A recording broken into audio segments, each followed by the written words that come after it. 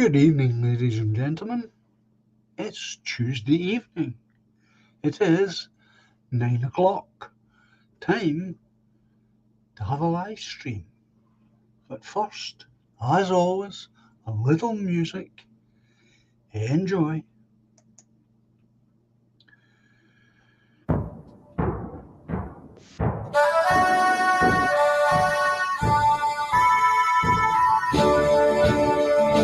We are all the heirs to Scotland, as a nation proudly stand.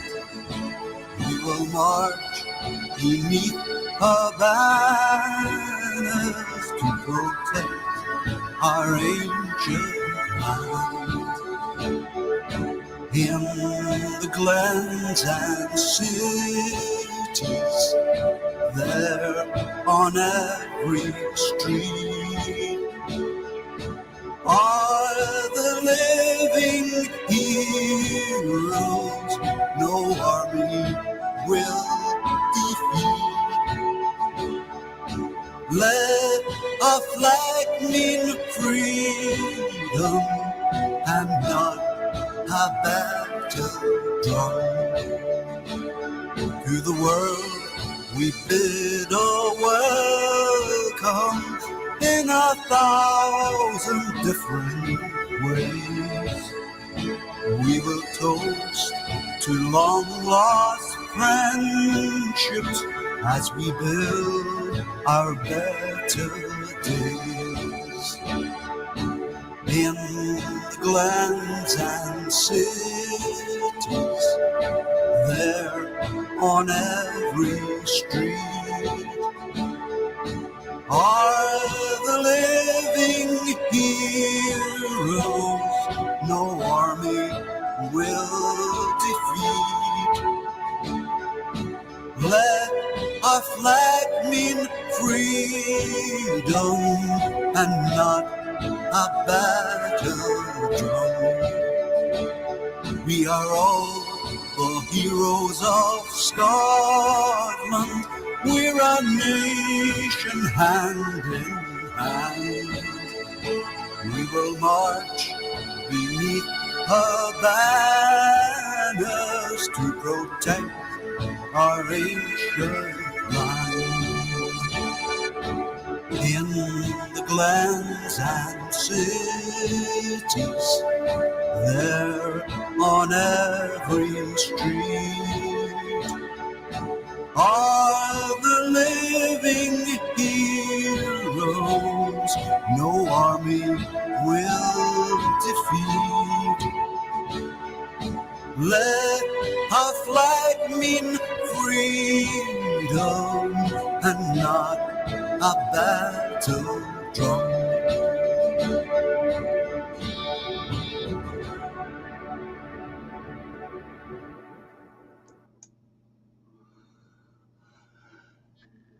Good evening, folks. Hope we're all cozy, comfy, safe and well.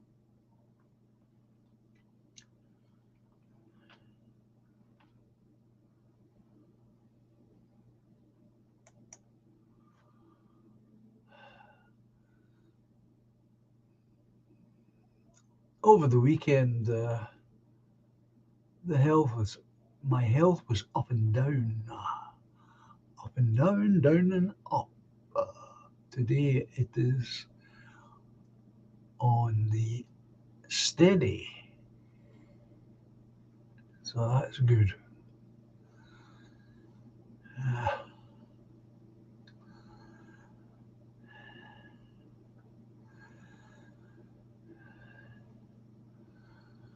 I always fail to take into consideration when I think about my health. I fail to take into consideration my age, which obviously plays its part. Yeah, well, this is the thing. Well,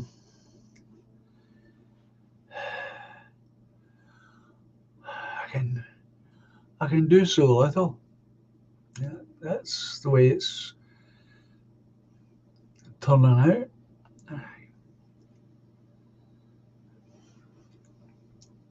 So little.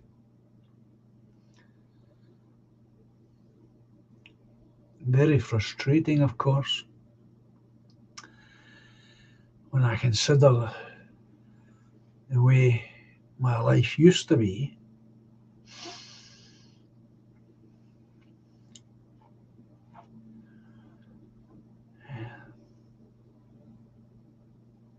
Oh, you mean on here?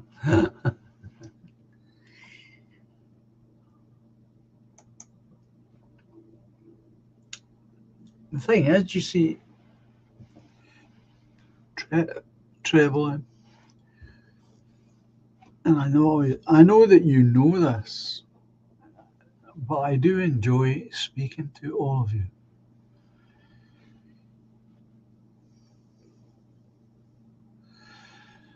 And you're right, Margaret, of course. Of course. Of course, you're right. And there's Sheila's Dot. Good evening to you.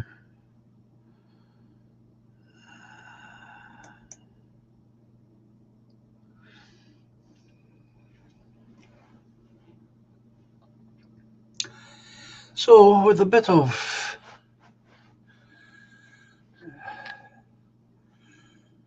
good fortune and no disruption in the planning,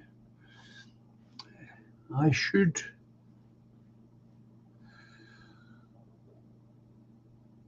be taking charge of our propaganda books this week.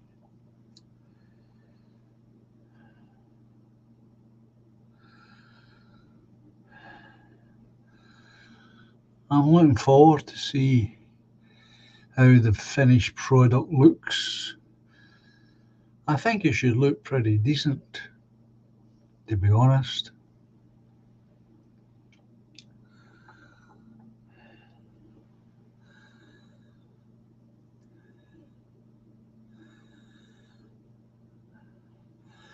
We'll soon find out what you good people make of it.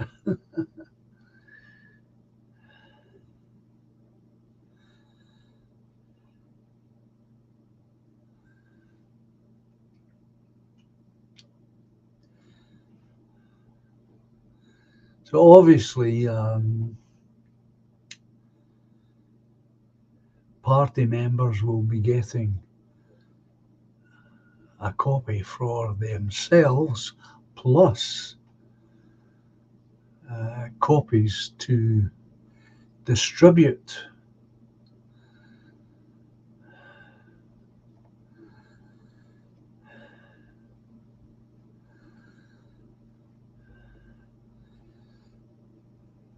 So that other people outside the party and hopefully beyond YouTube get to understand a little better what we stand for.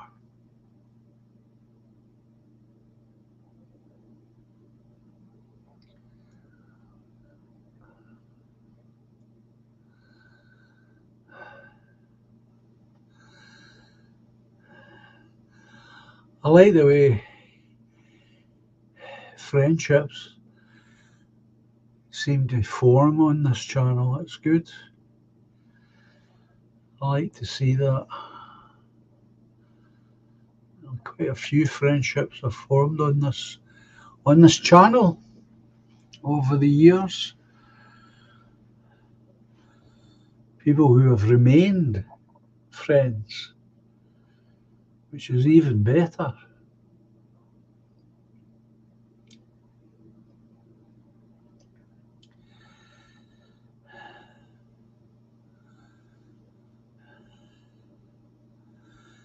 And that's part of the idea of the channel anyway, is to form social groups and friendships, form communities.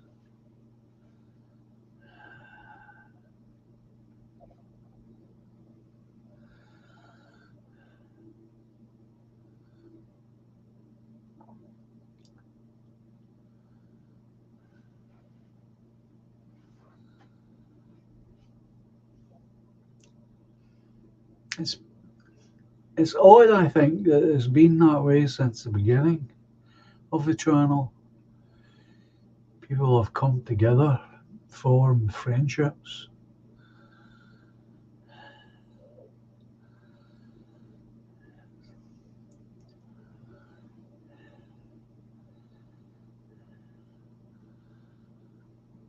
And they seem to stay together, these friendships as well. It's not just something that comes and goes.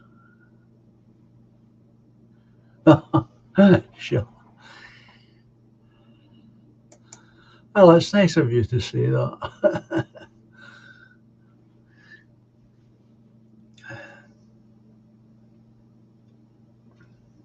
It's so important.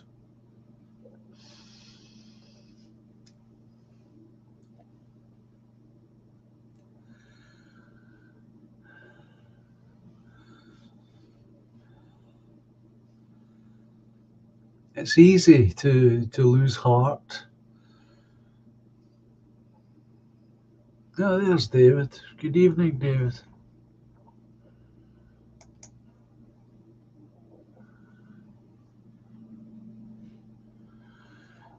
Evening, John, he says. Hope you are well and chat.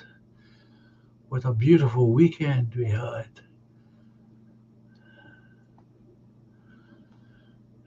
We had a beautiful weekend.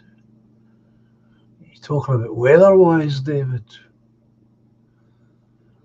Yeah, the weather was quite good. Quite good.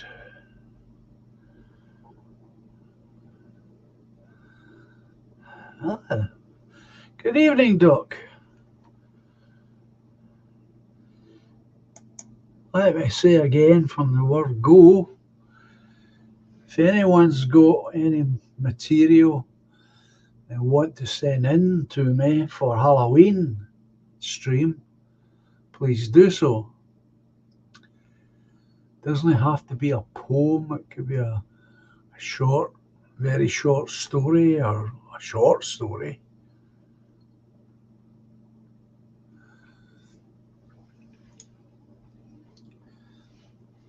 Or it could be something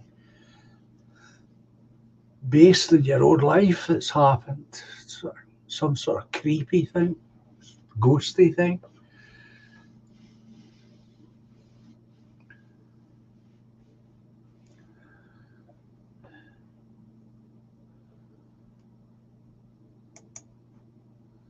Weather was stunning here on the west coast.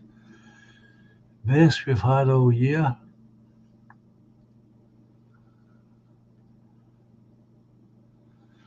Well, we've had some terrible, some terrible weekends. That's for sure.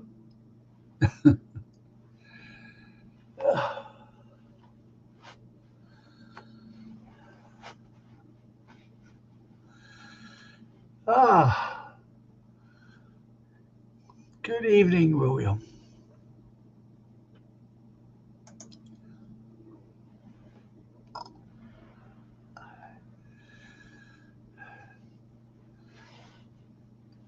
If you'd like to contribute, William, to the Halloween stream, uh, please do so.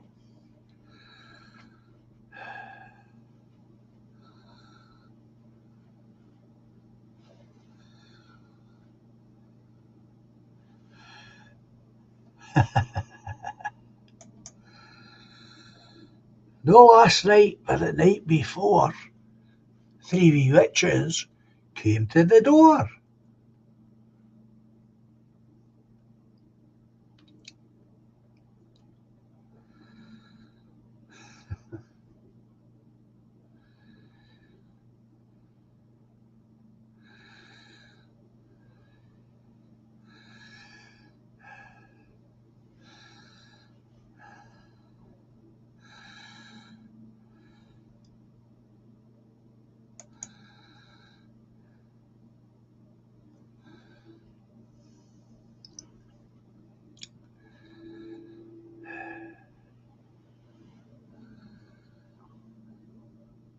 Don't forget, it's the movie review Friday night. We shall be talking about the eternal Rocky Balboa, the Italian stallion.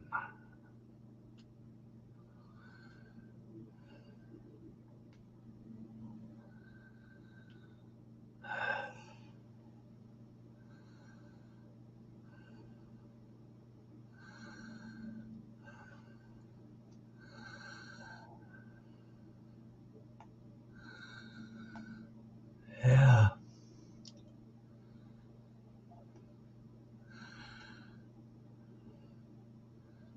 Contributions will be gratefully accepted.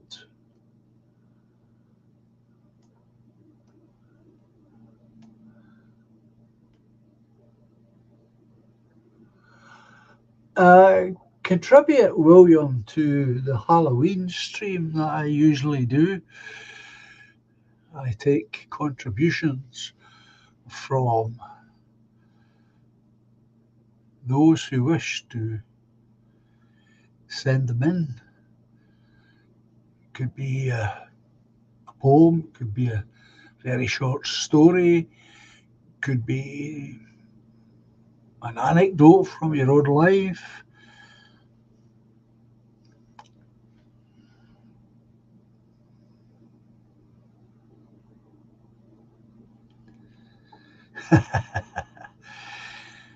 A 200-pound Italian tank. The room, Rocky. The body, the body.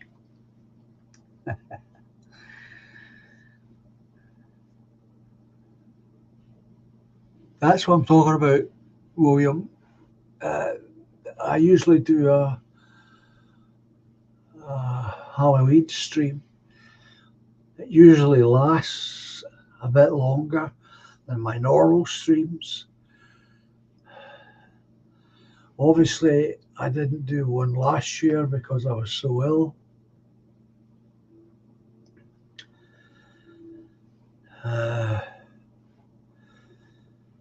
But normally that's what I do. I've got recorded material. I sometimes play it.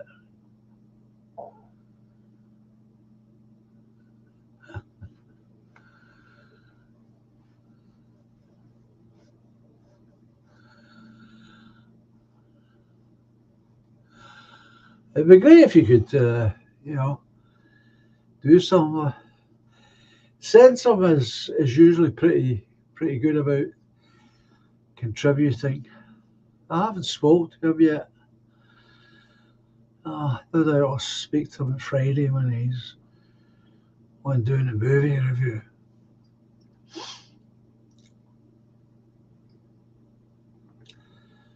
So it's usually a mixture for those who have not experienced the Halloween stream. It's usually a mixture of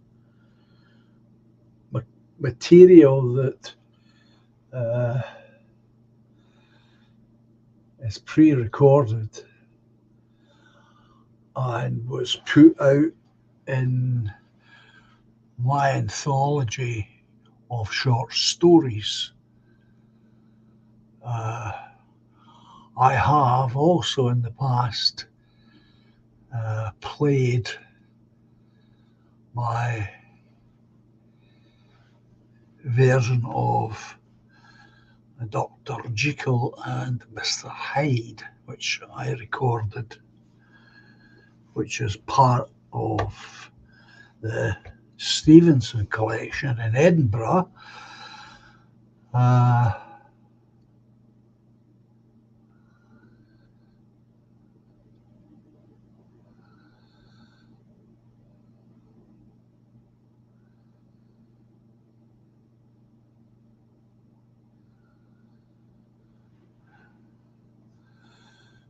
Is this what they were talking about? Great stream on Sensums with Toffee and No Chance. Sectarian divide is an important issue. We have to come together. Yeah, well, one of the to me, I've always seen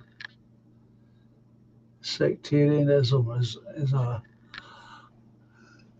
a tool used by the regime to keep working class people divided. It's been very successful in the last couple of 100 years. It continues to be somewhat successful.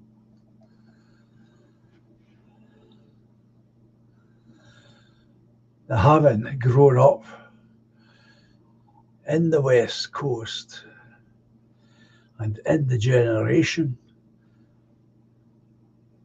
that was very much alive with it.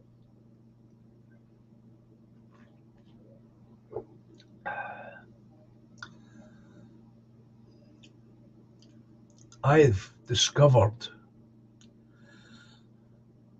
very early on that the people who did most of the shouting about it on both sides, I might add,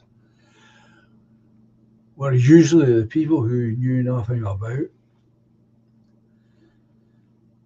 the cause of it.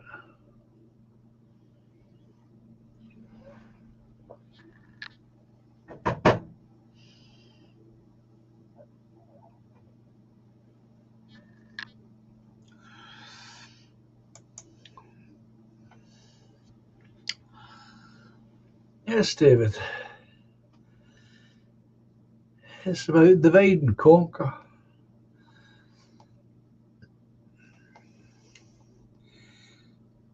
And we've seen how effective that is in Ireland.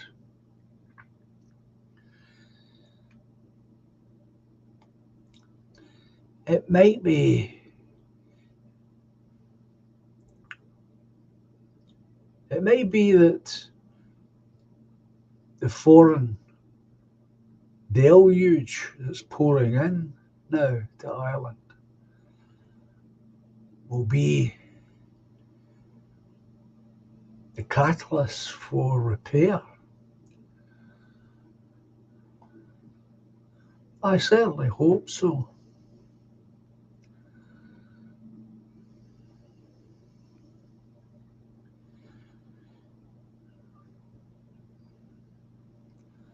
Good evening, Carol.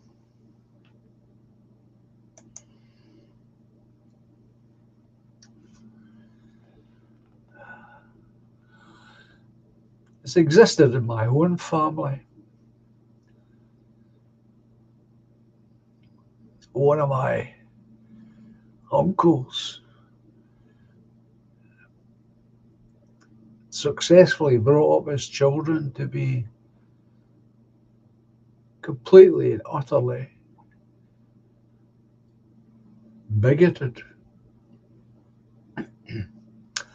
They were all of them, of course, ignorant of the subject matter, but 100% bigoted.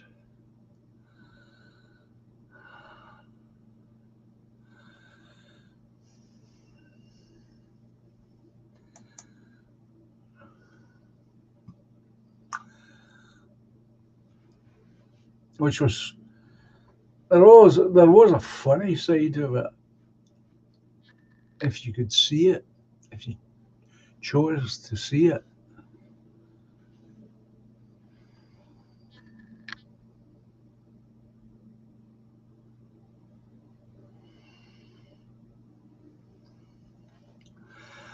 Robert suggesting, let me see what he's suggesting here. I wish we could be six nations in a loose union if Ireland would leave Europe. Oh, five: Scotland, England, Wales, England, Wales, and Ireland.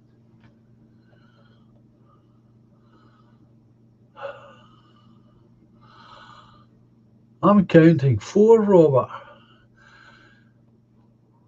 How come you've got 5? Are you counting the division on the island of Ireland? See, I don't count that division myself.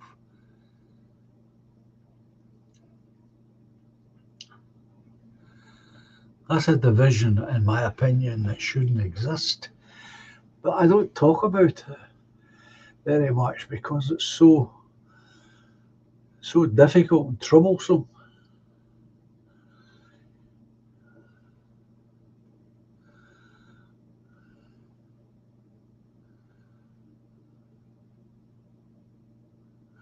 Ah, that's what you're doing. You're keeping Ulster separate. Well,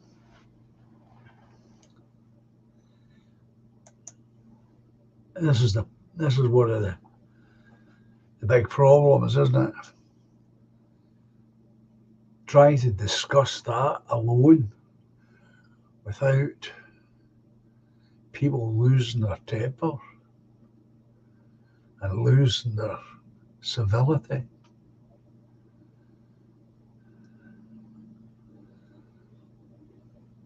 But I grew up with it and it was awful. It was just awful. And I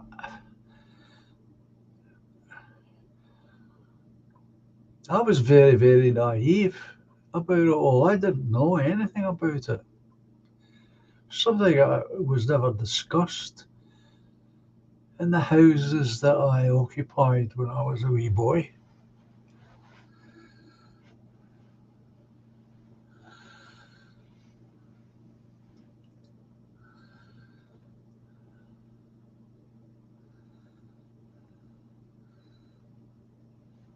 I remember when I left school and you were trying to get a job,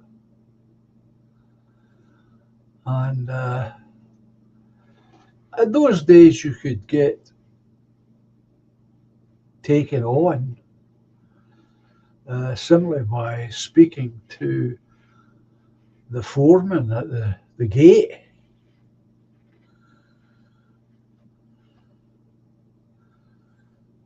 Not everywhere, but some places that's what it would be like. And the key question always was, uh, so what school did you go to, son? Now, I didn't know that was a key question. And depending on how you answer that question was to whether you got a job in the place or not.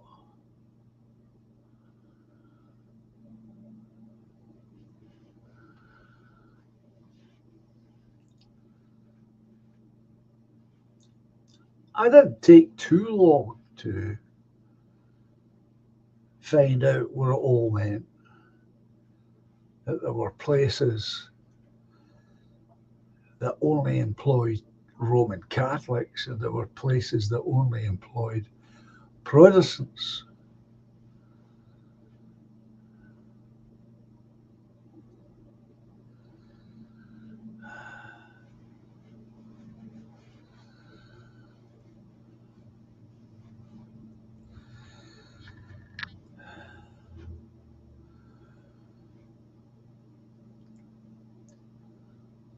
So it all depended on what camp you belonged to as to whether you would get a job or not.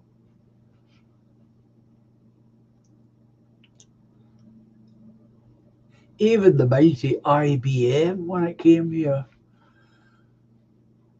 was divided accordingly. My big friend Jerry, who worked there for 30 odd years, told me this. Oh, St Mirren, William, David rather. My dad was a staunch St Mirren supporter. No wonder living in the next street to the old ground at Love Street. So we never took sides, me neither. Us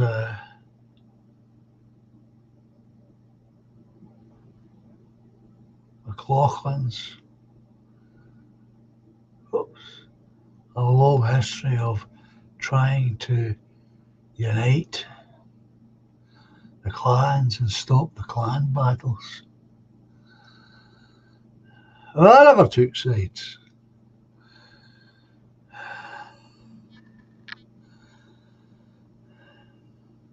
McLarens. I never took sides. It's one of the reasons, uh, and I explained this uh, many times to my dear old mother. This is one of the many reasons why I never took an interest in football. It wasn't simply because my father wasn't around to take me by the hand, because it was obvious that no matter which football team you supported, it would it would always be the wrong team at some time or other. So I stayed clear of these things. As I said, in my experience uh, in pubs, listening to the people who went on about this stuff, and I'm not claiming to be an expert myself, um, they were ignoramuses. That was the other way. What foot do you kick with? A lot of nonsense. And they just refused to concede that it was the same God that they were supposedly worshipping.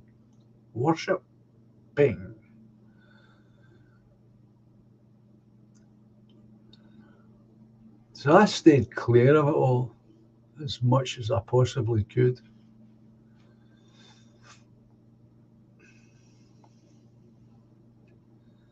But it was in the family.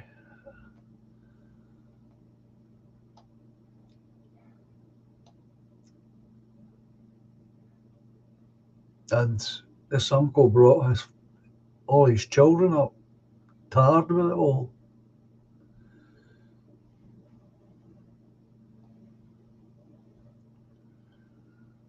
Dreadful.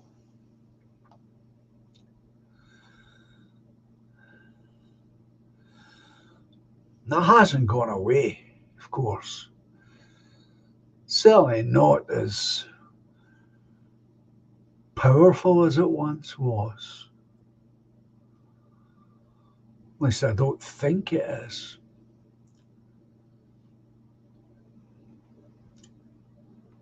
I hope it isn't. We've got bigger fish to fry.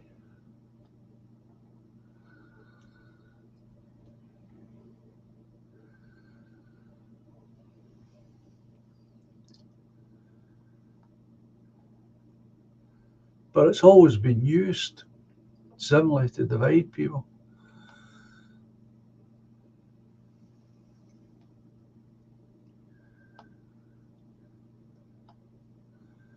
And it makes money for people.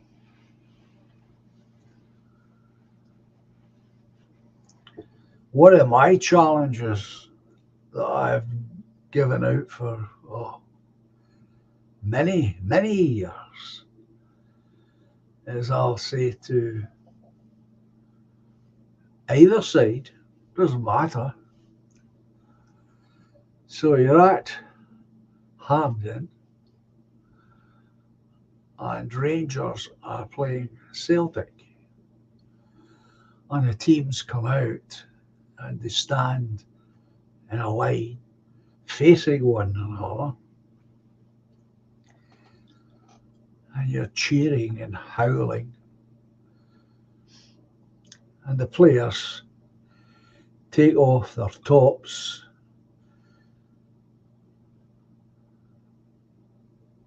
and give their top to their opposite number in the other team and put the top on,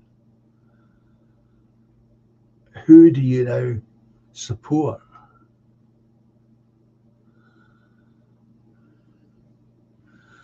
Oh, I think you're right, Robert.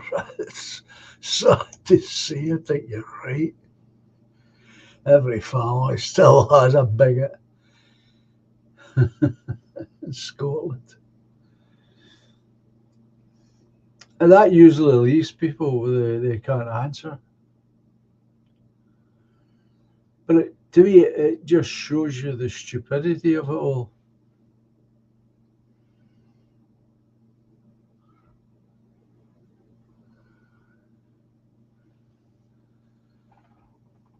And we have this other bigger problem.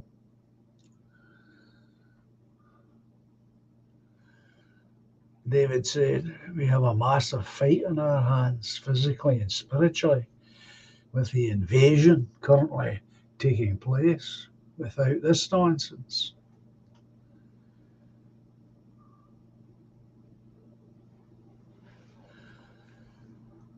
well, that's the way I was, Sheila. We all started out innocent and naive as children. We all played together in the streets.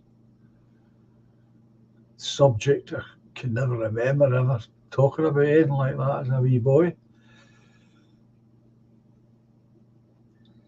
First I started to hear about that and it was only every now and then,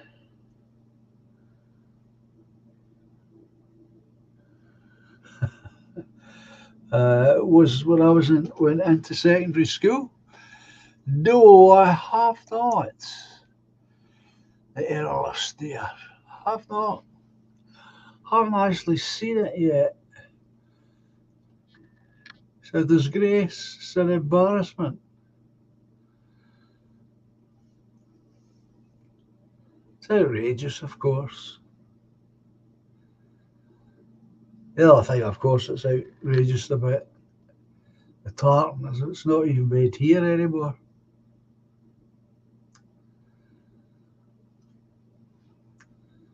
But for someone like him to be able to get it, I think is totally disgraceful.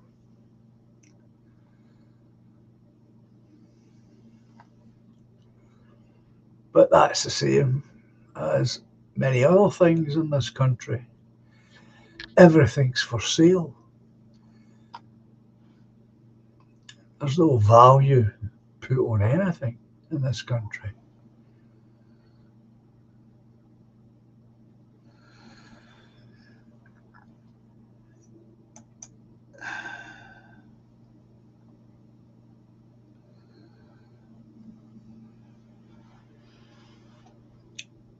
You see, it's people like him that are, I would say, deliberately stirring it up. I think that's a deliberate provocation. Provoking. Oh, provocation. I do. I believe that's what it is.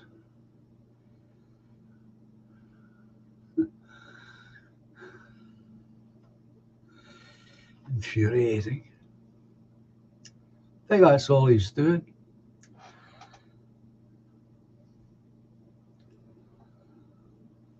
Deliberately causing trouble.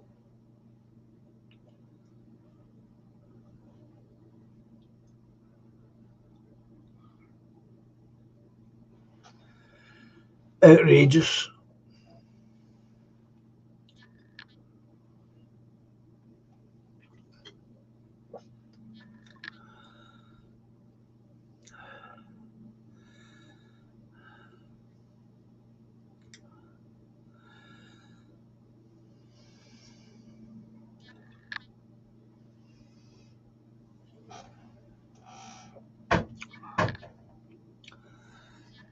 The trouble is, Treble M,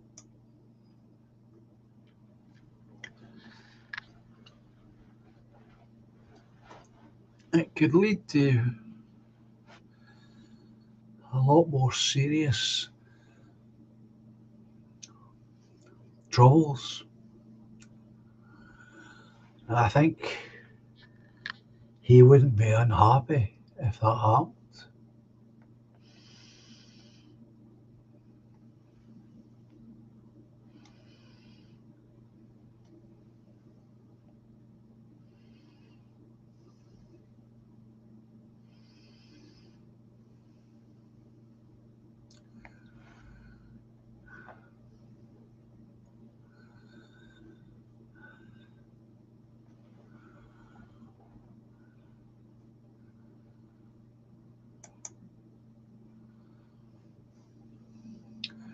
So that's one of the problems that Scottish people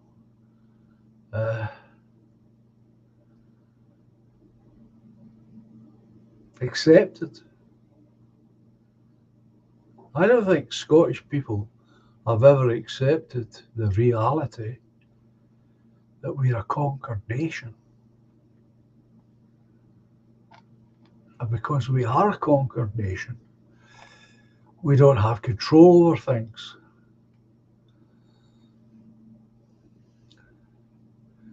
People don't realise that. Well, not very many people realise that.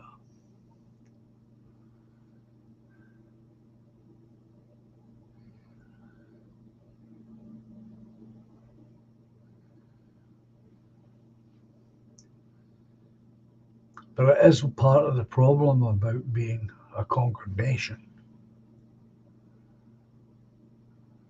And the only thing that can change that status is by a proper Scottish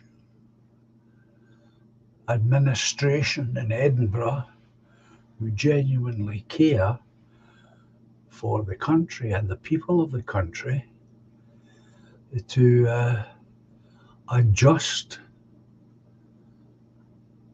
the rules and regulation on certain things, such as the control of tartan and who should be allowed to make it. It should be allowed to be made outside Scotland, in my opinion, but it is.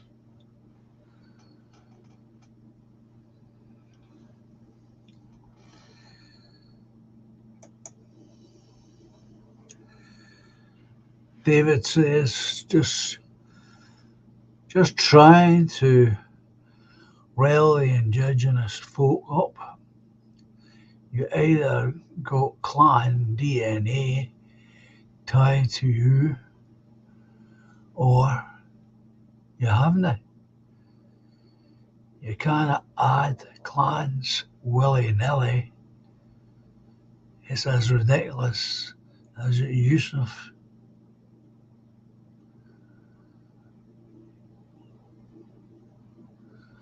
Well, that's what I'm saying, David.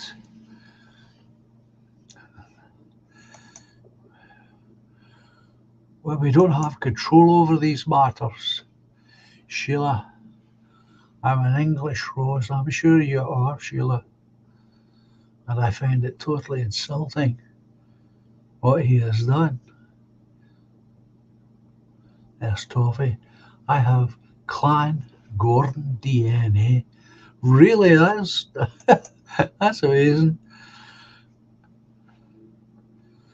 But that's the only way, as far as I know, folks, as far as I know, that's the only way it can be put right is by proper nationalist in control at Edinburgh to make good these things that have lain waste since Culloden.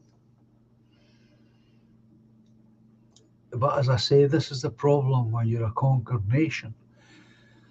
And because over the centuries, in my opinion, because the ordinary people have got on so well with each other, apart from a few friendly rivalries.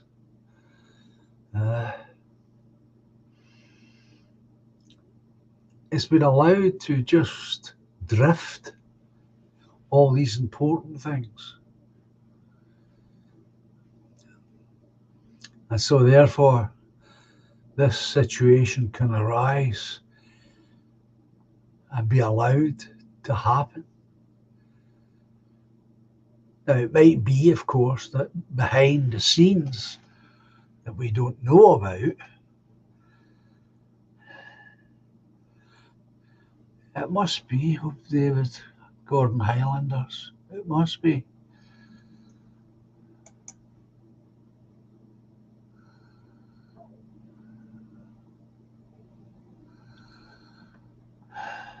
Gordon Highlanders, my gosh. Because his mum, Toffee's mum's a Glaswegian. What was I saying? Yeah, these are cultural things that need to be sorted, but never will be until we have proper nationalists in charge. I wouldn't allow it, of course. I wouldn't allow tartan to be made anywhere but Scotland.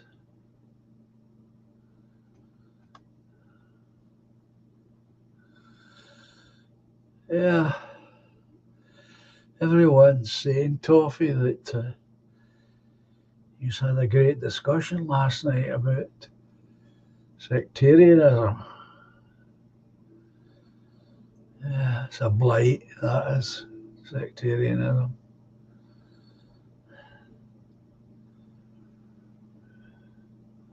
You watch when this upstart decides to wear this for the first time, this so-called tartan. Watch when he chooses to wear it.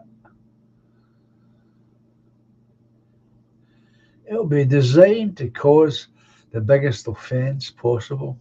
Guaranteed.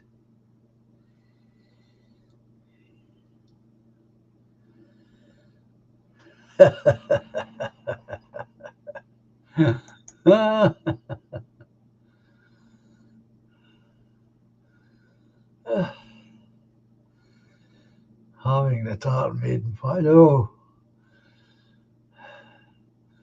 it's made in England at the moment. I don't know where it's being made, Treble M. I just heard about it the other day.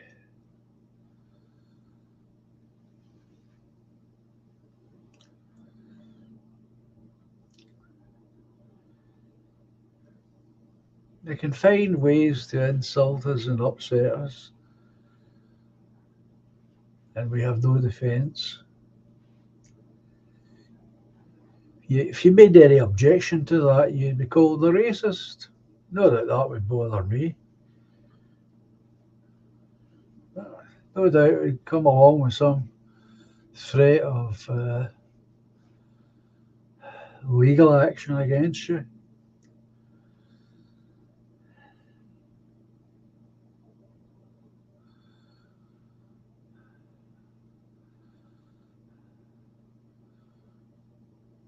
But watch when he wears it for the first time.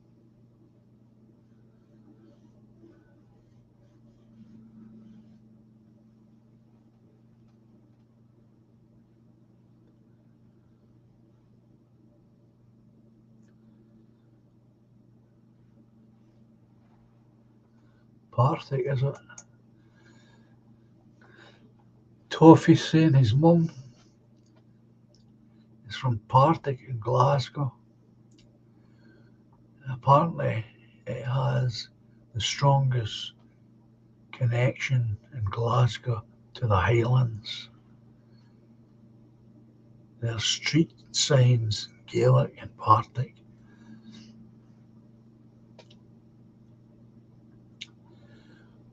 I can't add in to that. I don't know anything about Partick. Don't know that much about any of the areas in Glasgow, to be honest. Glasgow folk are great though.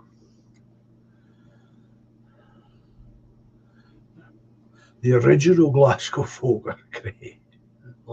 Let me correct myself.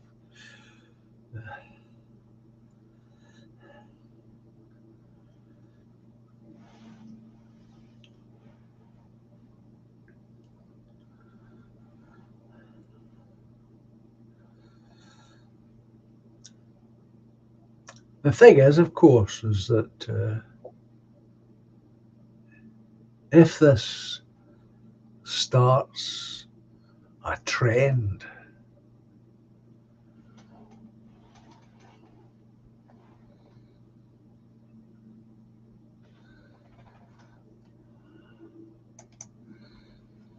wages and Scousers are ridiculously similar people. We're so alike.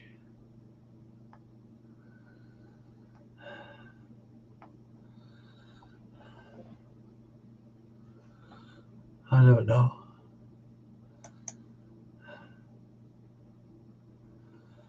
I couldn't say.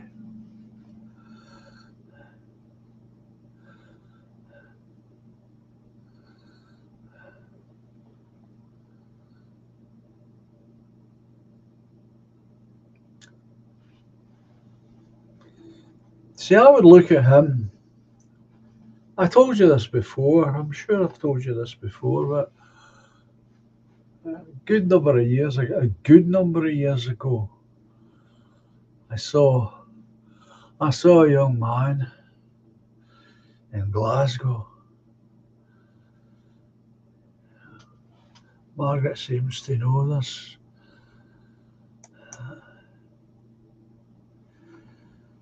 Uh,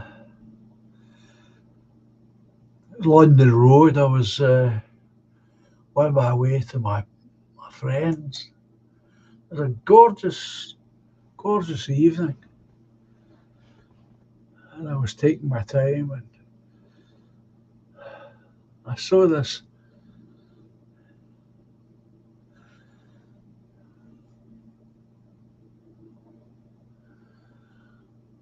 I saw this Pakistan man,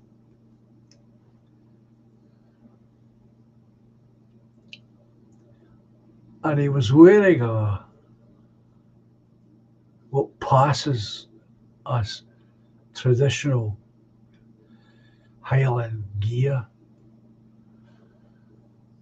that invention of the Victorians. So he's wearing a kilt, he's got the sporn, and he's wearing the short tweed jacket, and underneath he's wearing a Celtic top. Beg your pardon, a Rangers top.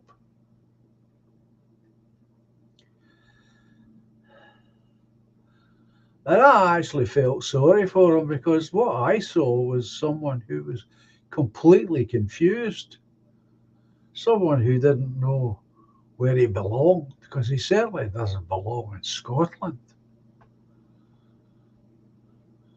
Nor, I would suggest, will he belong to his homeland, because he's all mixed up. And that's what happens, in my view, to most of them. They have a mixture of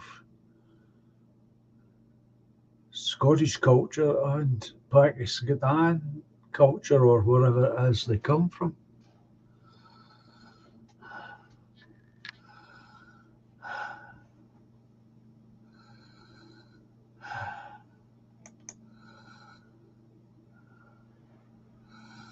Oh, sorry, I went up. Toffee said, Margaret, very streetwise, salt of the earth people, my lot and your lot. that's for sure.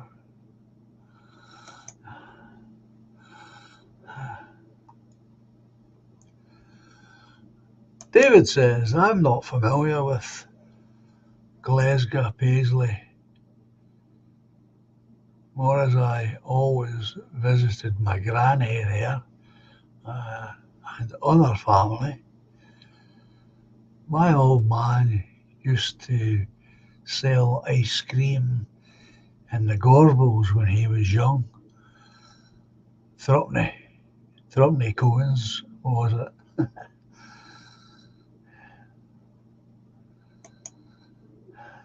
Threepenny cones, yeah. Those were the days, eh?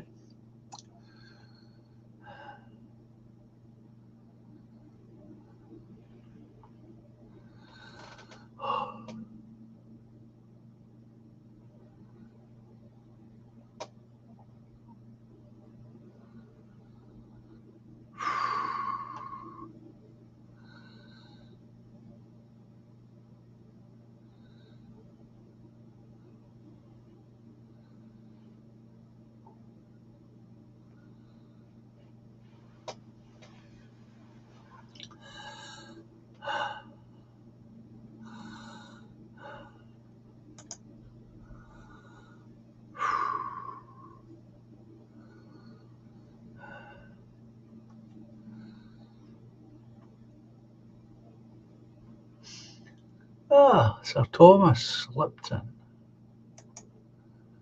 I was born and started my tea business in the Gorbals, Glasgow. Oh, it's quite a big place, the Gorbals, originally.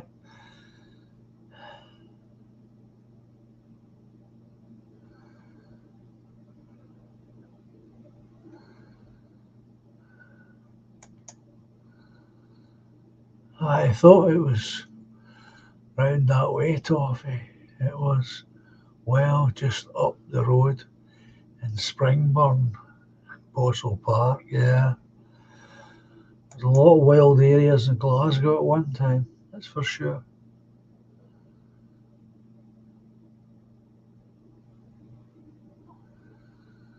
Threepennies. I've got a few of them in my collection.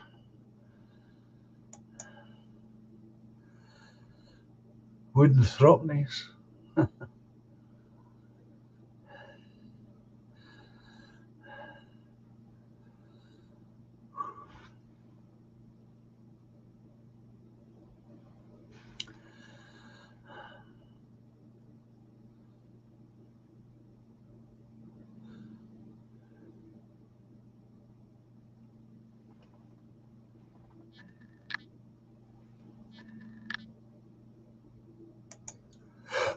David saying, I think being bent on by a couple of Glaswegian gangsters put him off the job.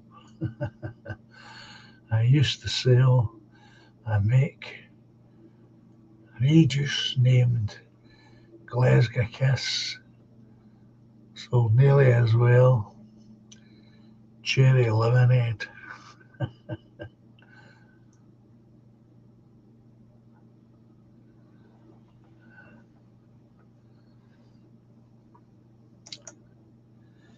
Sir Thomas is telling us, I left the majority of my fortune to the poor of Glasgow.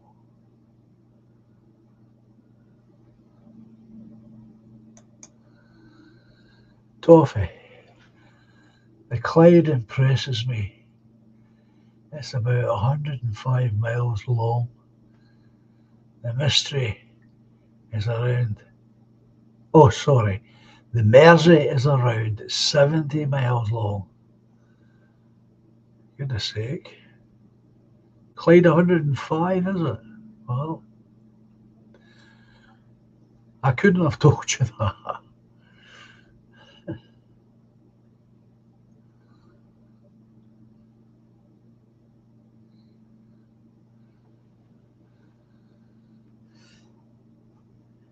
Your missus prefers my wife love the Lipton iced tea, says William. I prefer hot tea. I don't mind iced tea.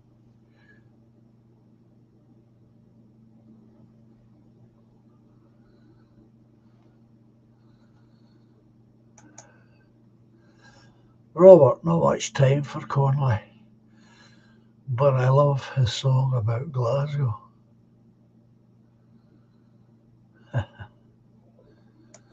Didn't know he'd written one, Robert.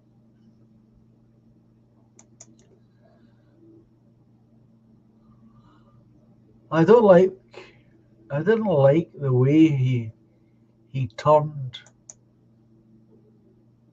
on the working class. Toffee, I'm a bit autistic about the Incredible Isles.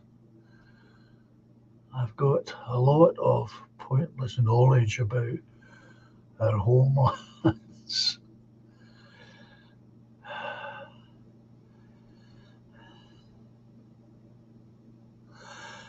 Well, that's very true, Sheila. We've got a lot to be proud of. That's for sure.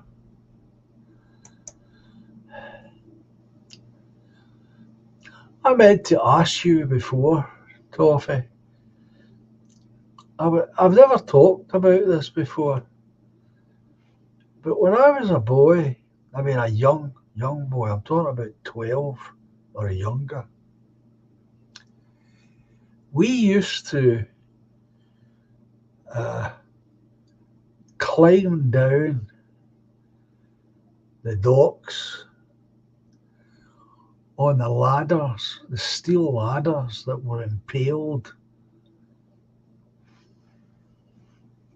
on the timber. And I was thinking about Liverpool, which I believe as a dockland's so much bigger than ending up here. I just wondered if you had done anything like that when you were a boy. I was thinking about it there the other week, and I started to think how stupid we must have been to do this. Could easily have slipped and fell in.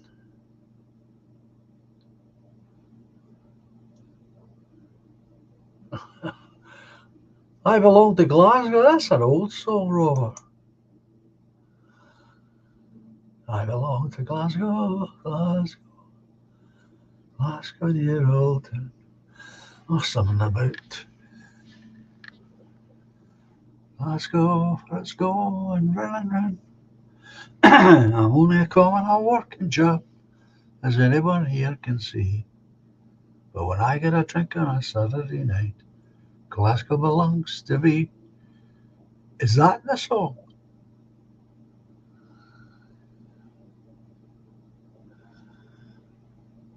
God, that's crazy stuff. Obviously, him and his pals did that as well. I don't know why it came to me. I haven't thought about that for a lifetime, and it suddenly came back to me last week when I was thinking about doing that trip on a Waverley. That these huge piles of hardwood timber that have been sunk into the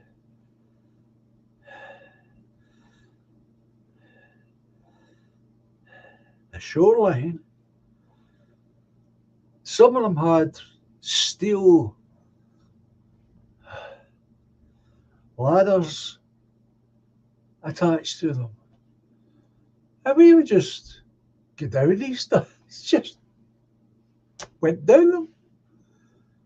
Not a care in the world. Jesus. Well, I suppose it's good to know that madness just didn't exist up here. Oh, you're right. No sense of danger. Yeah. There's a sense of danger in my head last week when I was thinking about it. Oh, it's a different song, Robert. Right. Okay. Oh, I wish I was in Glasgow. Oh, I wish I was in Glasgow. Oh, yeah.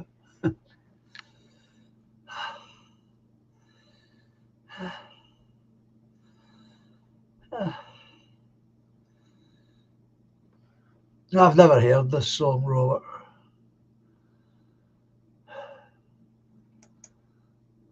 Toffee. There's a bridge called the Penny Bridge, and we jump in to the dock from it.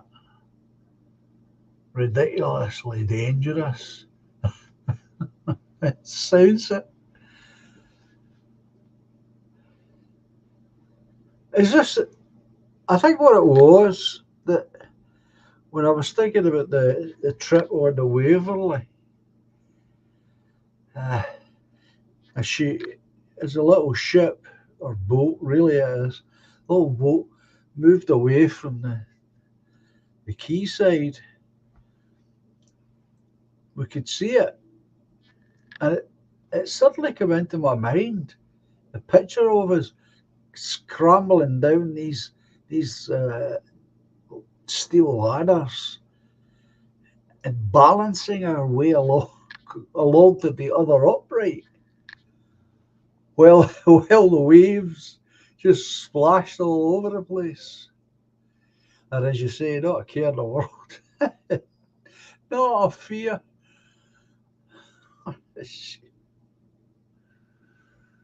Oh,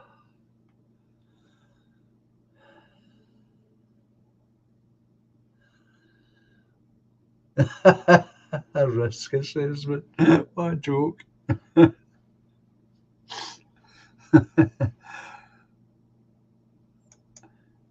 That's what makes it funny, Margaret.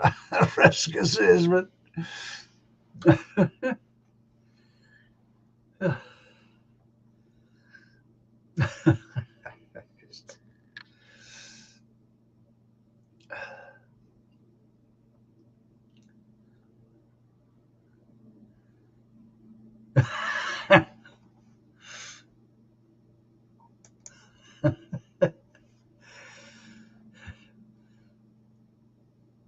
Health and safety is for poof, says Toffee. Oh, he's dead right. Well, I think some of the things I did,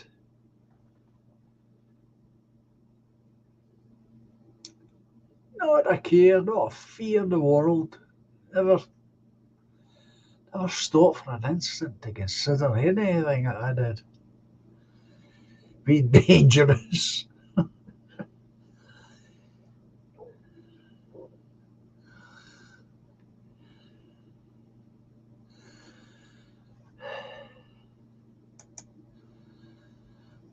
Sheila, sadly, the thorn on our side called health and safety has put an end to that sense of freedom.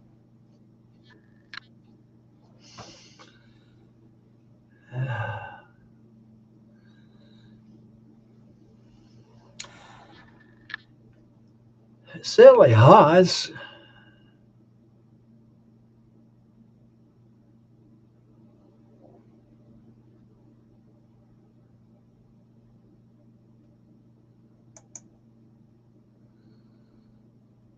Budgie. Billy Connolly's entire repertoire in a nutshell. My granny did a jobby on my banjo.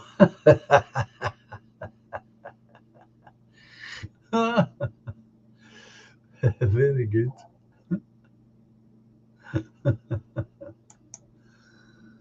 Ah,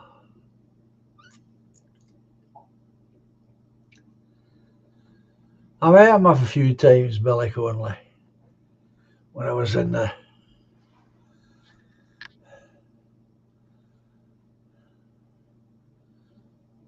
folk circuit.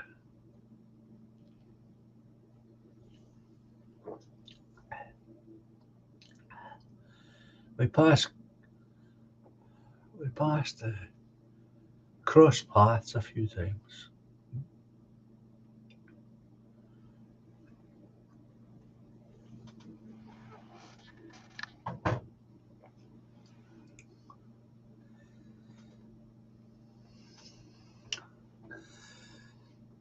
Good evening, Bass. He was really funny back then. He was really down to earth back then.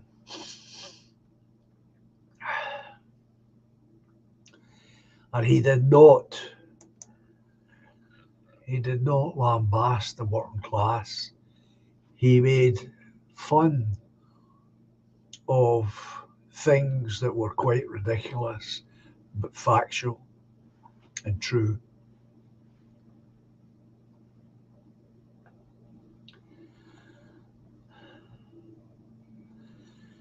It was later on, not much health and safety in the Highlands. Most have a chainsaw out here. Need it with outs of trees. Neighbour in the village nearly took all of the fingers off one hand last year with a circular saw. These things are dangerous, folks.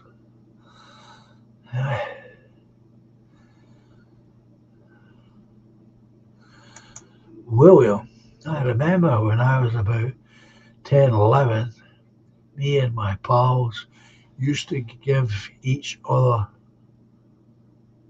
blackouts. It was when you choke someone. When you choke someone until they pass out. But thinking about it today, and we used to think it was funny.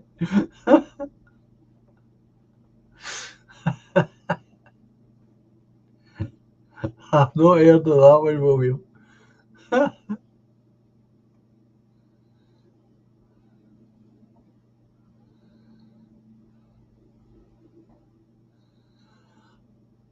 Oh yeah.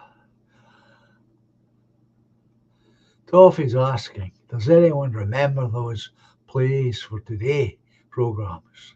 Absolutely.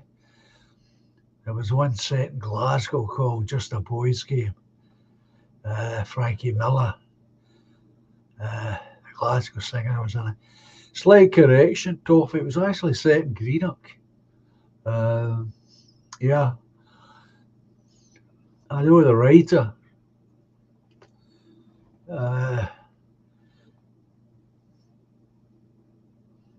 You'll find it on the internet, folks, if you're interested. It's a working class story, because it was a working class Bether. Used to live in not far from where I live now. I could show you, I could tell you around all the locations they used. Good story. It's all about street fighters.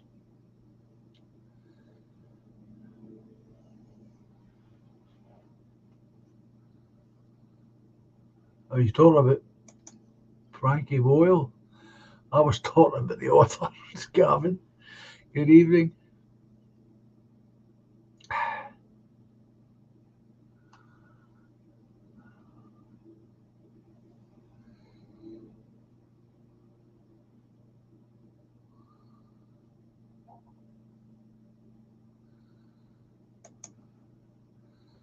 Thomas Boyd, Donald Trump win it. Ohio, Pennsylvania, Republican Party wins. He the one, Donald Trump. Awesome. John Davidson, excellent stream. Thank you very much, Thomas.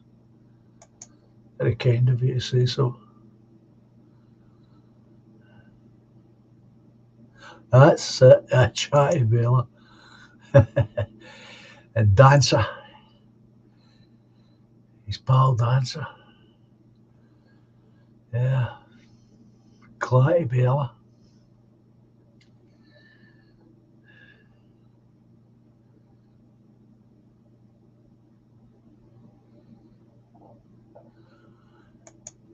Well, it wasn't the only one, of course, he did. There was another one down where the Buffaloes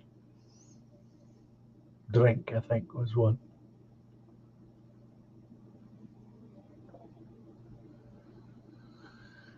Yep, you'll get it on YouTube, folks, if you're interested in having a look. It's really all about a young man trying to live up to his grand's reputation. His grand has got this enormous reputation as being a hard man, but he's at the end of his life.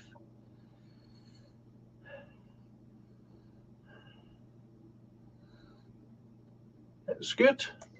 Well read.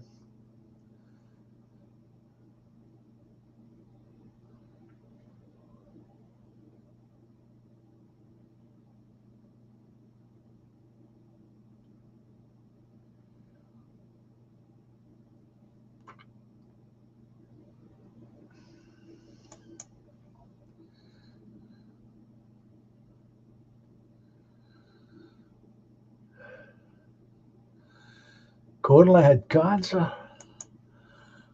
I believe so. That's obviously, Robert, it is gritty.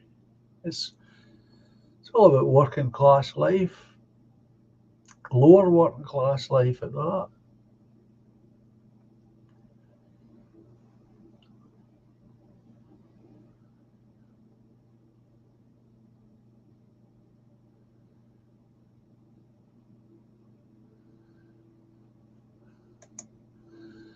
Just Kate saying, I grew up thinking Glaswegians were madmen because they'd come through on the Glasgow Fair and jump off St Andrew's Pier into the North Sea.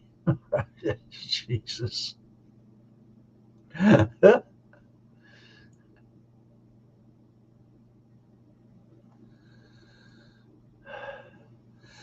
Trouble is, Toffee, you wouldn't get that well written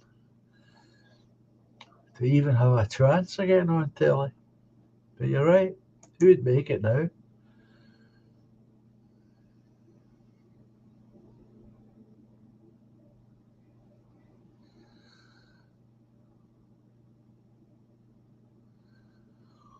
I don't know that one.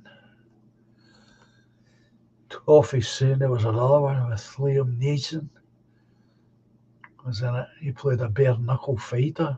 Billy Conley was his manager.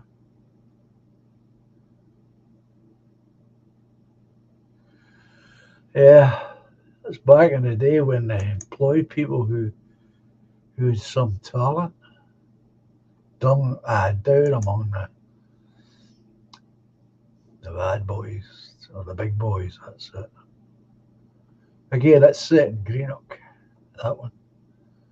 I think the one it's set in Glasgow is the one it takes place on the 12th of July. The whole play revolves around the Orangeman parades.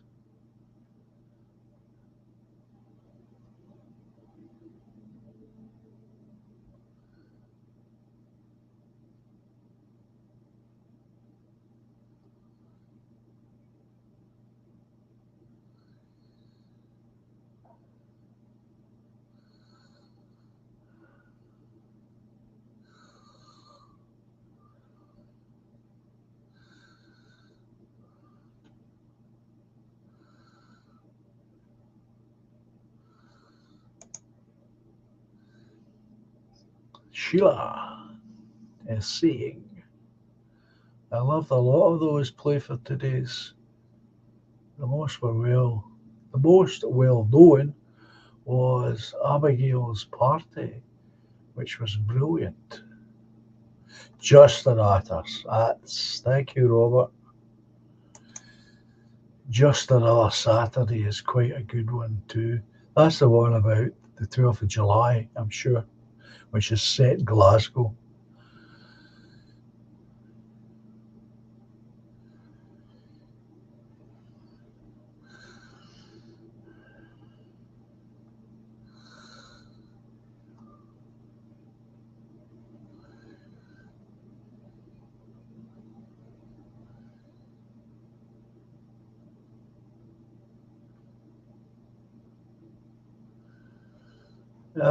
I understand that, David. The old man never liked Connolly because he swore. He always swore. Gave Scots such a bad image. He wouldn't abide a man swearing in front of women. Well,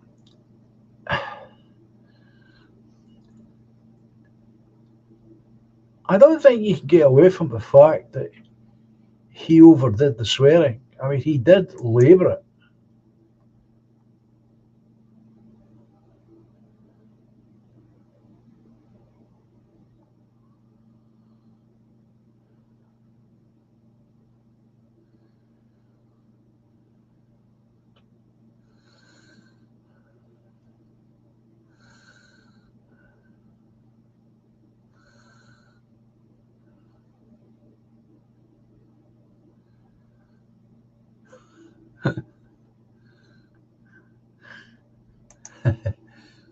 Just in a hurry, Kate, to take part in the conversation.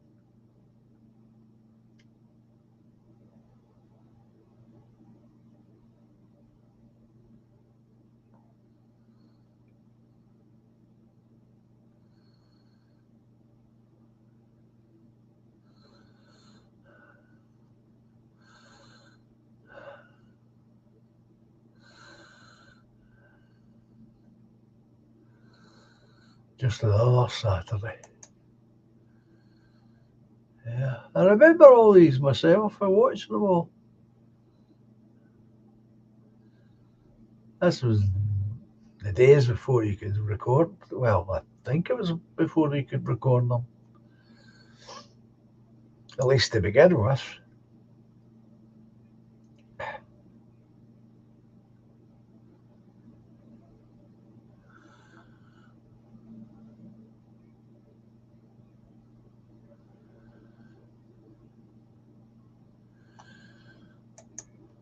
Well, that's very true, Sheila.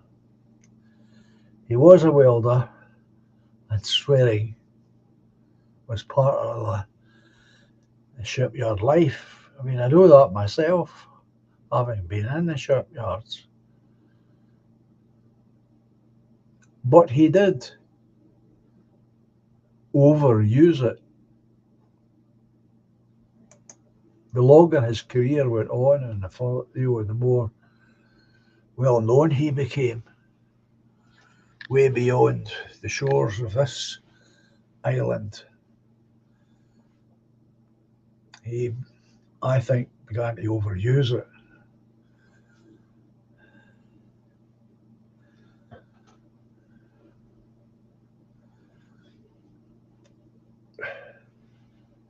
And it's like anything else, if you overuse it, it loses uh, its impact.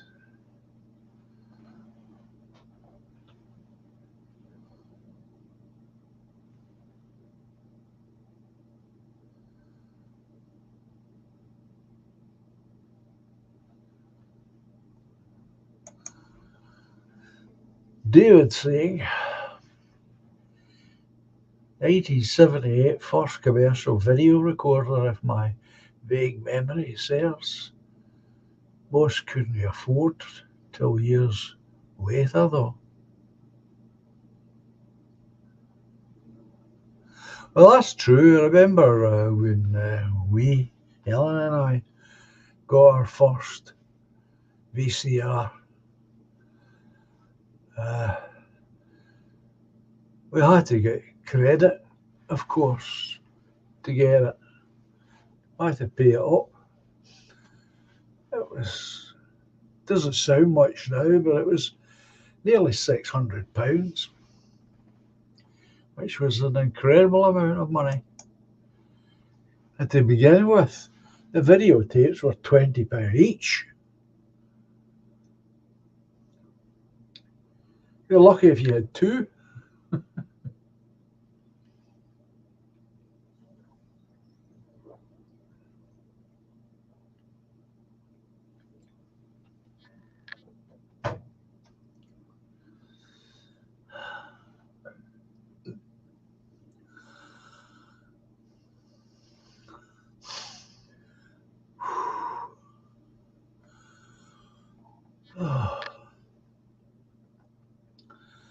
So yeah.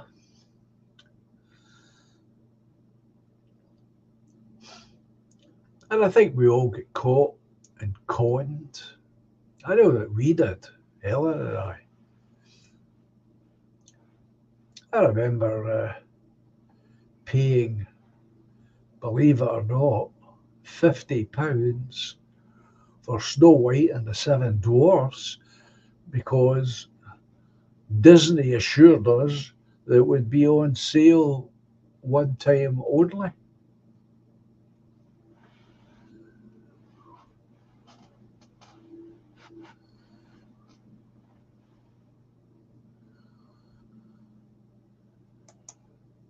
Oops. Sheila's asking me, John, do you think that the swearing was the dream and drink, as Conley was an alcoholic on and off stage at the time? No, I don't think it was. To be honest, Sheila, the word in yours was to swear. It was part of the language. We all swore. That included me. I was no different. Uh, when he when he was in the folk club scene, where I first saw him, came across him, uh, that was the way we all spoke in the yards, the way he spoke on stage back then. There's nothing unusual about that. The only thing that was unusual was to hear it on stage as much as he used it. But that's because he told these long stories, these furry monologues that he wrote.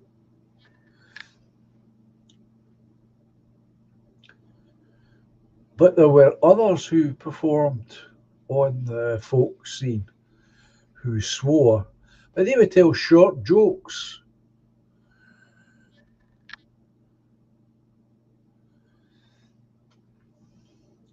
But they would swear. Nobody thought anything too much about it, including myself. I didn't swear, to be honest.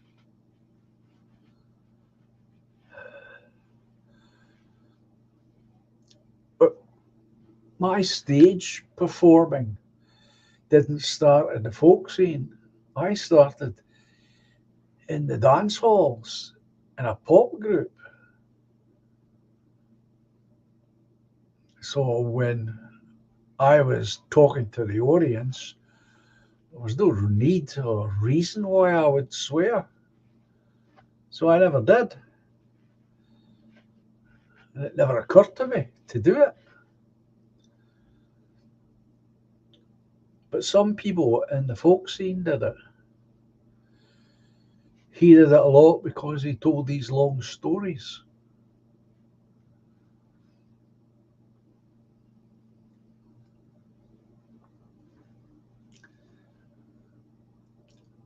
It was just part and parcel of the world that he occupied at that time,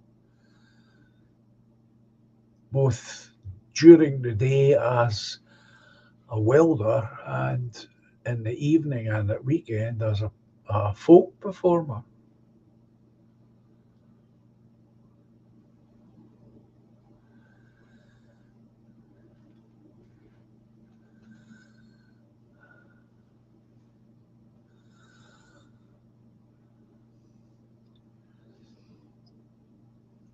But I'm, in my opinion, as his career went on, and a lot of his original material was used up, he began to use more cursing for emphasis.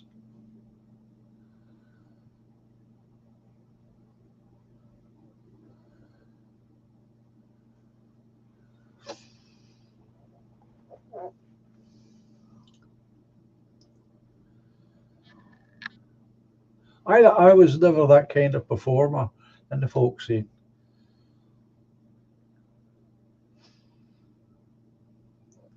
In the folk scene, what I did was, if it was one of my own songs, I would introduce the song title and speak a little bit about the song and then go and perform it. But I didn't do very much talking to the audience as such. And because I didn't see myself as that kind of performer, I did, I did, I don't have the gift of comedy that some people have. I don't have it. So I didn't try to be a comic.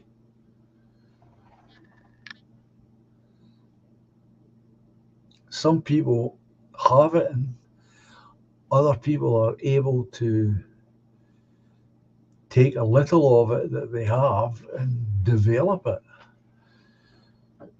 I think there was lots of people at Millie Conley in the shipyards. Anybody of my generation who had worked in the shipyards would be able to tell you that. The difference was he wanted to use his ability to get out of the shipyard.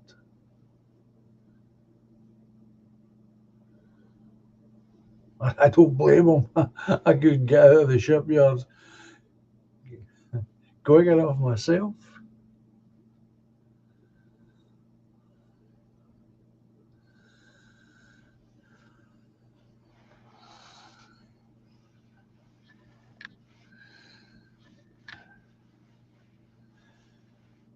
Good luck to him. He's done very well for himself. I don't know what price he's paid, but he's he got himself out.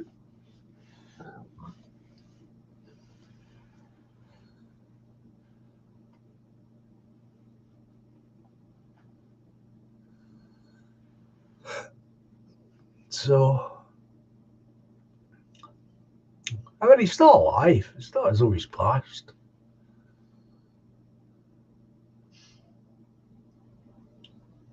At least I don't think he has. No, he hasn't passed. I think his mind's gone though. That was the last I heard. That's why you don't see him, because his mind's gone, which is a shame.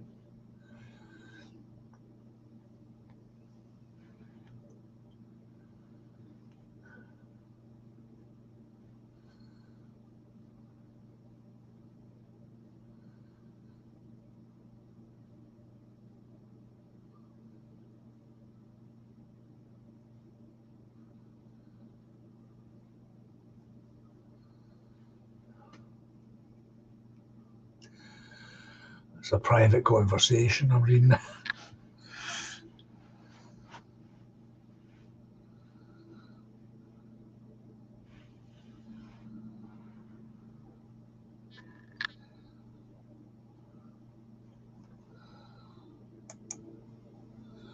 Robert, he still flows art, though, doesn't he? I don't know, Robert. I haven't heard anything about him for long enough.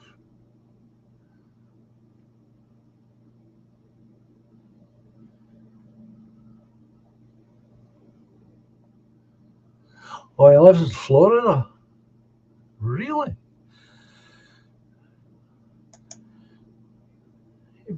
I'm sure he bought a parochial mansion.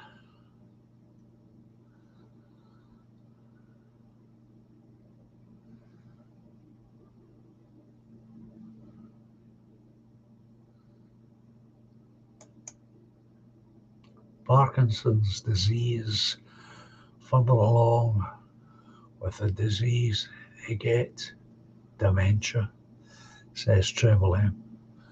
I'm sure that's what he has. Sure it is. But I thought he was still in Scotland. Obviously, they've moved for the better weather. Quite right. Quite right.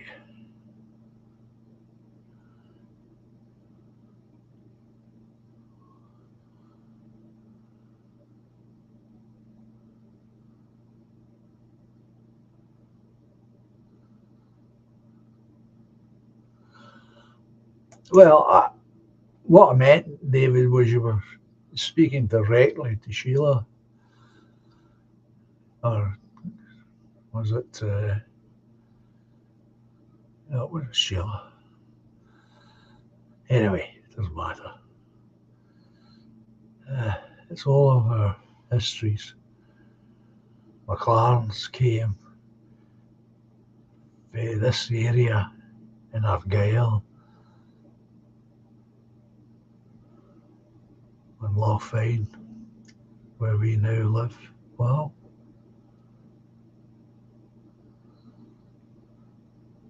Kate, yeah, it was Kate.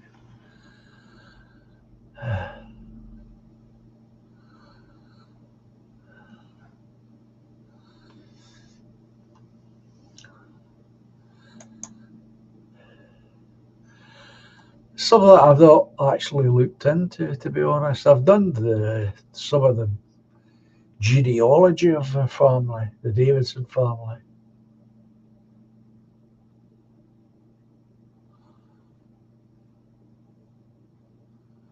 Well, actually, I haven't looked into uh, the bigger family, the clan Davidson.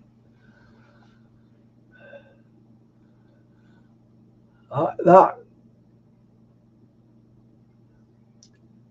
history search for me was really me trying to find out something about my father because I knew nothing about him because he had died so young and because so much of his young life was spent in hospitals away from everyone. Not much of his history was passed on. That's what started me doing the genealogy. I've never gone back to search out the Davidson history.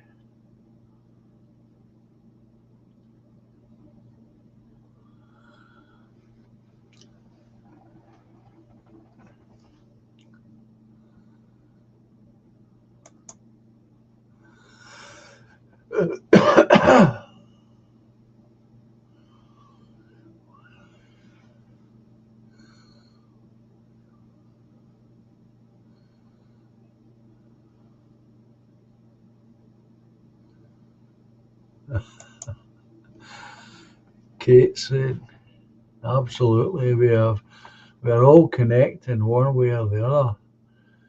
There's so much more, as John would say, that we share than just our wee bit of land. That's for sure. That is definitely for sure.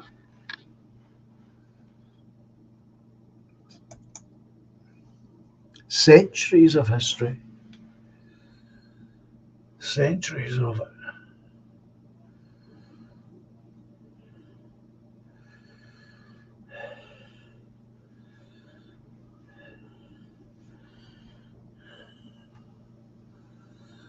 An ocean of history.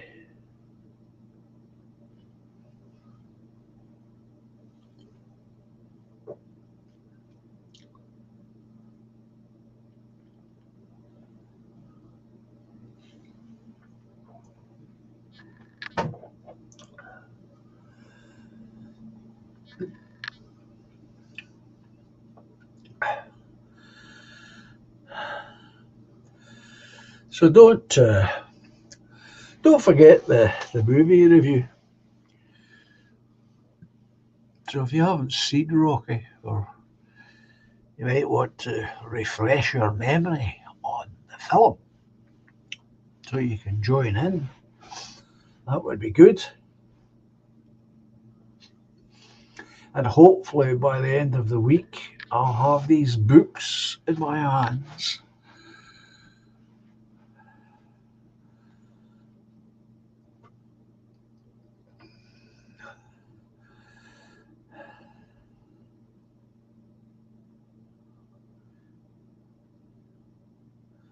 " 201 times, David's at it.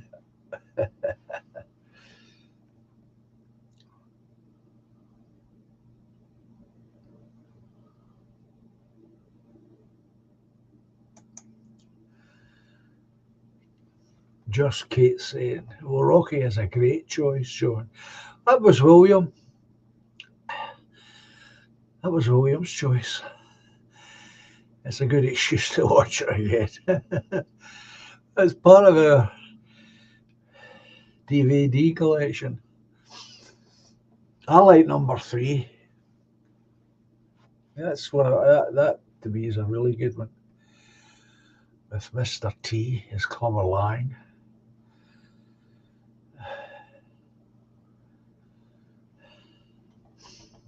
But the first one's good too. The first 3 are the best, in my opinion.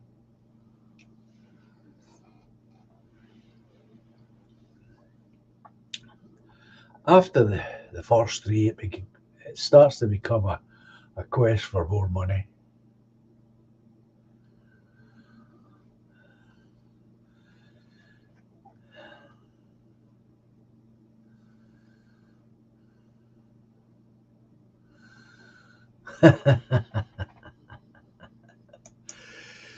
William, says Kate, enjoys thumping sides of beef in the abattoir at the weekends.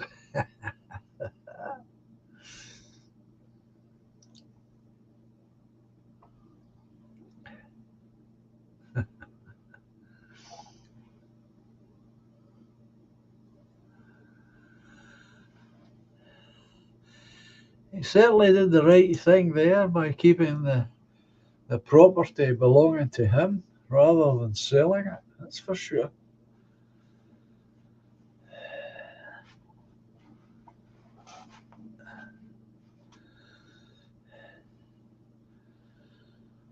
Well, folks, I'm kind of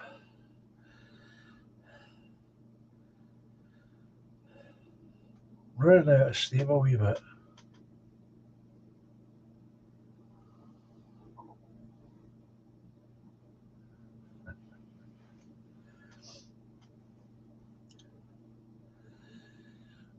Did anybody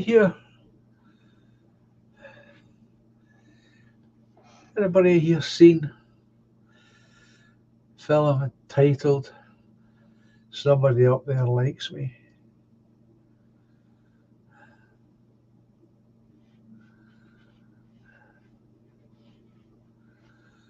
A boxing film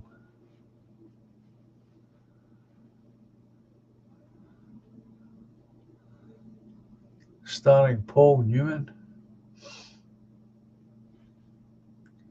based on the life of Marcy Graziano.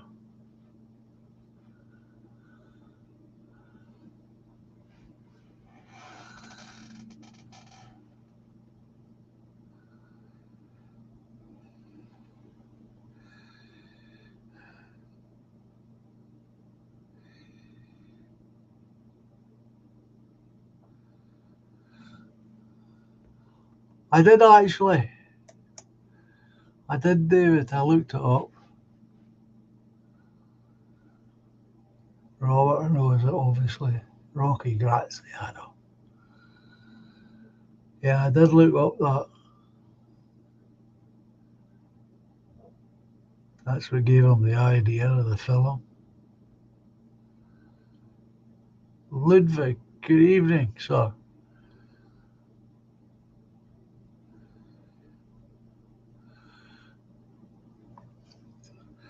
Not many people have seen that now. Paul Newman. Ah, it's a long time ago. A long time ago. It's Paul Newman. Yeah, I think he's a pretty young man in it, if I remember.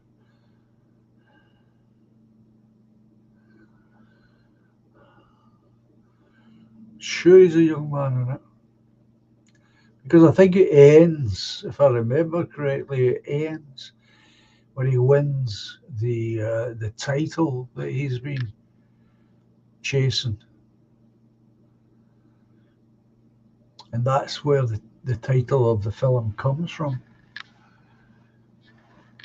I think that's part of what Ewan says in it.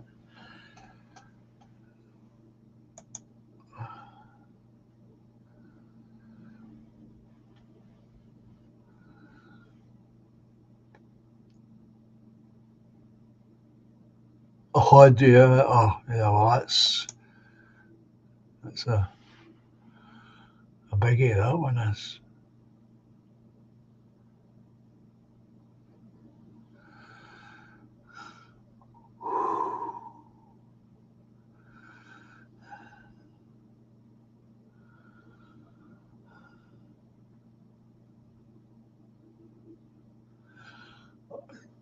It's one of the reasons I brought it up, Sheila. I haven't seen it since it was in.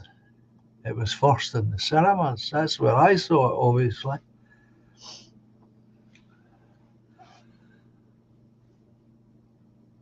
So he would be a young man in this film. I think that's a part of the life that he's playing is when he finally wins this title. I don't know which title it is. It's not the heavyweight title.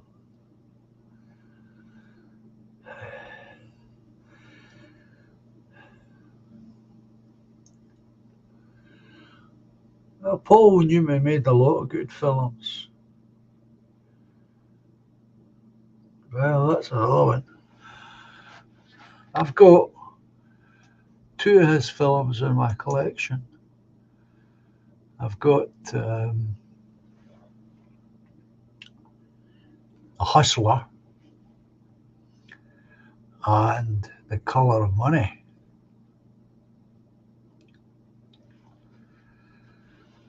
Again, I bought these films because at one point I had intended to write essays on them. I never did, of course. As far as that was concerned, I kind of lost my way. I just never did it. That's why I bought them initially.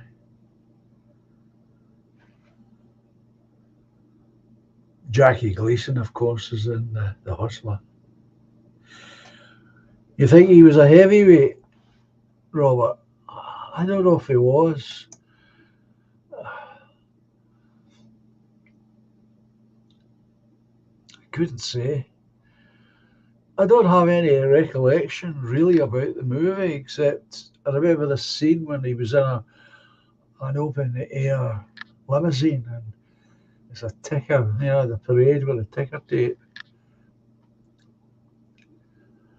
And I'm sure that's how the film ends at this point.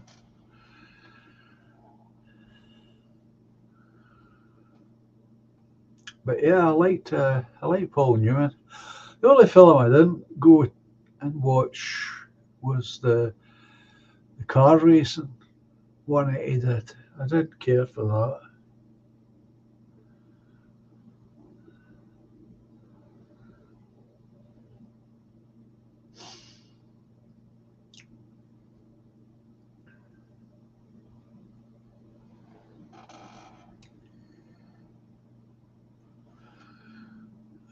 he was unbeaten today when he retired. That's Sundance Kid. That's Butch Cassidy and the Sundance Kid. Treble.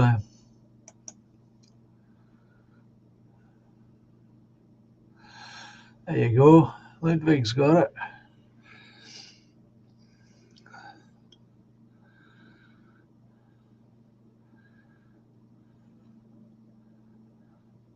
Completely out of place, of course. That whole sequence. But never mind. Never mind.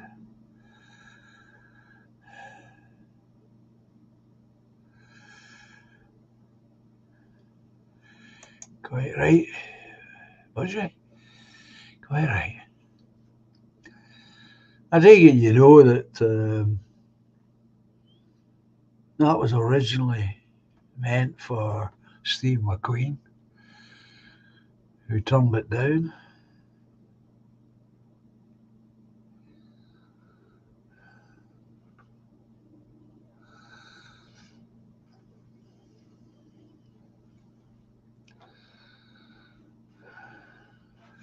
I remember seeing an interview with Paul Newman talking about that because he bought it. He owned the rights for that film.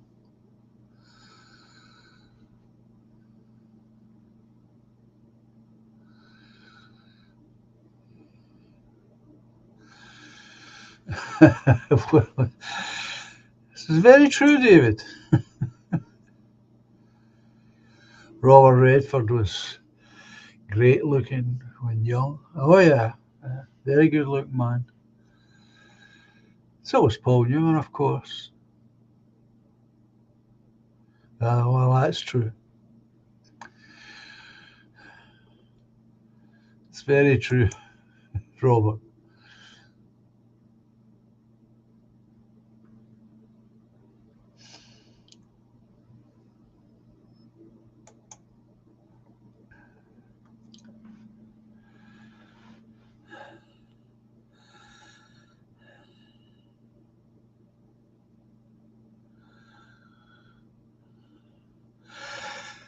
Yep, they made a few together.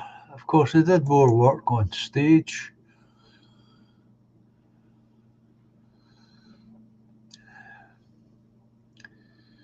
But yeah, they made a few films together. They won an Oscar for that, Colour of Money.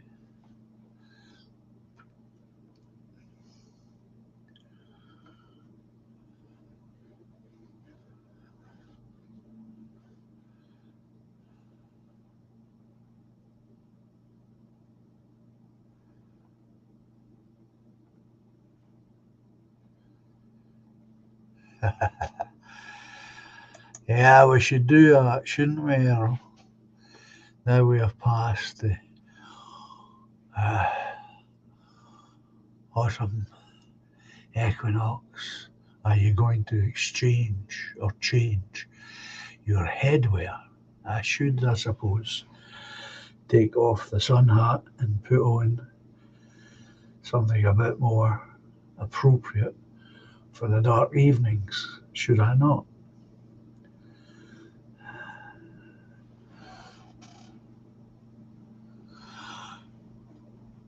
I've seen that. I think we've actually got that in our collection, Bass. Again, it's a good film, yeah.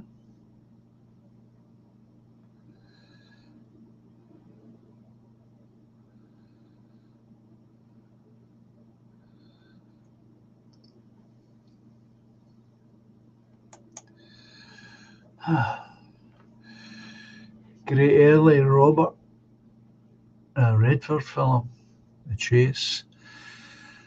Real intense thriller set in sweaty small town in the south by the Coen brothers, says Baz. I'm sure you're right. I wouldn't argue on it. Right, folks, I'm going to get the music for the outro.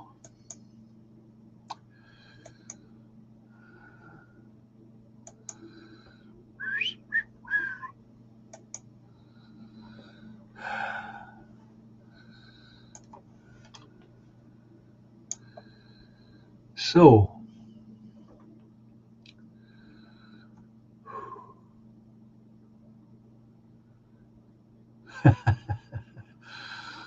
oh, you'll get plenty of that here, Sheila, that's for sure. Most of the folk on this channel are great movie buffs.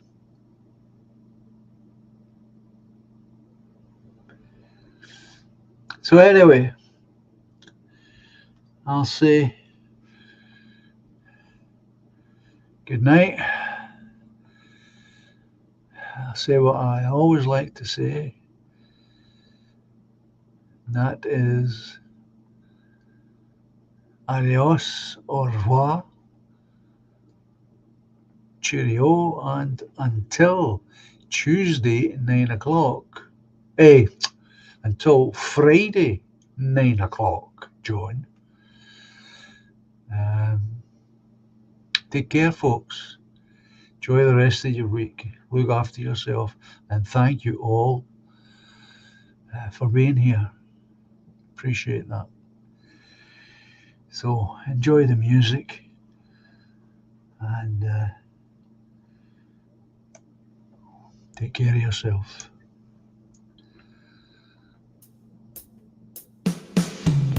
Silently the snow falls, paints a winter scene, swiftly spreads the dark rim, hides the fading autumn green. Moonbeams brush the dark wood, conjure friendships dear to me. Lightly now the breeze flows, disturbing more than just the leaves. But life's much more than we can know. We are one small glow in the eternal flow. Patiently the love grows, lifts the weary heart. Gently now she holds me, melts two worlds once apart. Moonbeams brush the dark wood, usher dreams of you and me. Softly then the breeze blows, disturbing more than just the trees. All together, But love's much more, so much more than we can know. than we can ever possibly know. We are one small glow, But an important glow in the eternal flow. Melodies of long ago, songs of innocence, harmonies to soothe the soul, past the consequence. Moonbeams brush the dark wood, awakening joys of you and me. Silently the snow falls, bringing winter symphony.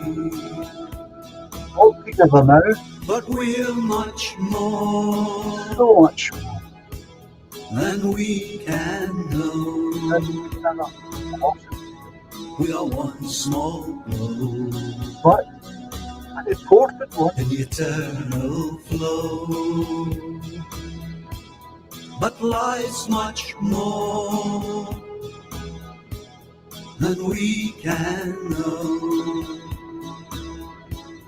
we are one small glow in eternal flow.